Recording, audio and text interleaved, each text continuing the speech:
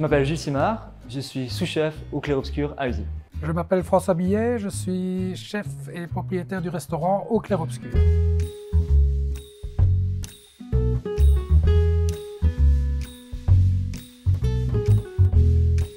Je suis donc élève à l'IFAPME du centre de Verviers, en gestion et en hôtellerie.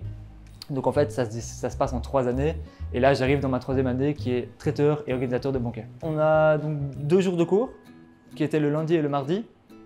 Et le reste du temps, je suis ici au restaurant, vu que nos jours d'ouverture sont du mardi au samedi. Gilles est venu me consulter pour voir si je voulais bien l'engager en tant que stagiaire à l'IFAPME. J'étais un peu réticent à la base en me demandant s'il serait assez motivé. Il m'a fait part de sa passion pour la cuisine et dès lors je l'ai engagé et je dois dire que je n'ai pas été déçu car il est motivé, acharné et on voit que c'est vraiment sa passion. Oh, je passe ma vie ici. Je passe beaucoup plus de temps ici que dans mon propre chez moi, donc c'est un peu ma 2e maison.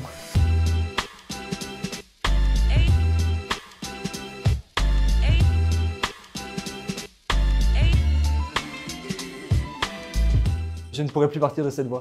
C'était pas du tout mon métier à la base. À la base, je suis professeur.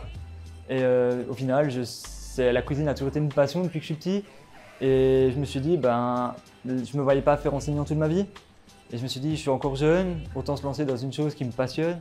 Et je me suis lancé il y a 2 ans dans la cuisine. Et maintenant, c'est devenu un peu une drogue. Je ne pourrais plus m'en passer. Soit il voudra continuer avec nous, soit un jour ouvrir son propre restaurant, ou reprendre peut-être un autre, je ne sais pas.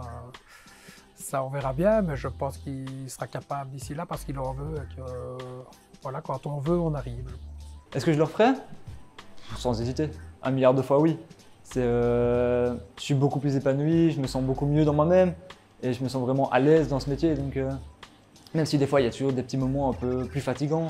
Comme par exemple, on a des énormes banquets, des fois on fait des horaires un peu fous, on fait des 9 h du matin, 6 h du matin. Donc là, on se sent fatigué, mais il y a tellement un côté excitant dans ce métier-là que la fatigue, ça passe après.